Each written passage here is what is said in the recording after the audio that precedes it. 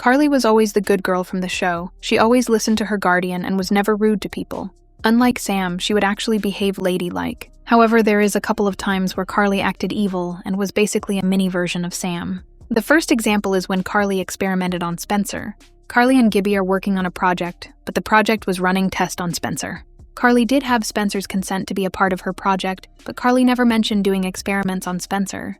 This entire thing gets overshadowed because the main thing from this episode was Sam and Freddie kissing. But we have to acknowledge that Carly was evil for torturing Spencer.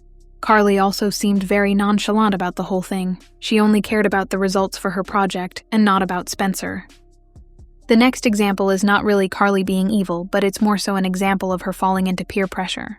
The kids want to go to a MMA fight and do an iCarly episode from the fight. Their plans get stopped when Spencer tells Carly that she can't go. Spencer has good reasoning for why he doesn't want Carly to go, but Carly doesn't care and still wants to go to the fight. The kids then make up a plan to get lookalikes so they can be able to sneak out.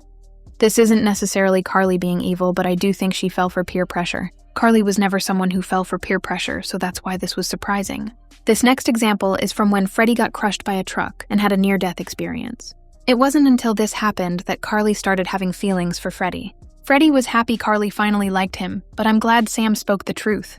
Sam says that Carly only likes Freddie because he saved Carly's life. Regardless of why Carly had feelings, it's very mean for Carly to have feelings only after something drastic happens. Freddie broke up with Carly and seemed fine, but imagine what was going through his head. Imagine what Freddie was feeling. A girl he loves finally gives him a chance, but then it turns out to be all a facade. That's honestly enough to make a guy go mad. The final example is when Carly dates a bad boy. Carly is head over heels for Griffin, and even disobeys Spencer to continue seeing Griffin. Griffin is a bad boy, and I'm pretty sure this is part of what attracted Carly to this guy.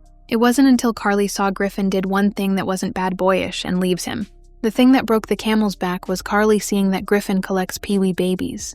This was a complete turnoff for Carly, and was enough for Carly to leave Griffin. But not only does she leave Griffin, but she also makes fun of him for collecting peewee babies. This was pretty mean of Carly, because it's not like Carly was perfect. She was also into geeky stuff, so who does she think she is to make fun of Griffin?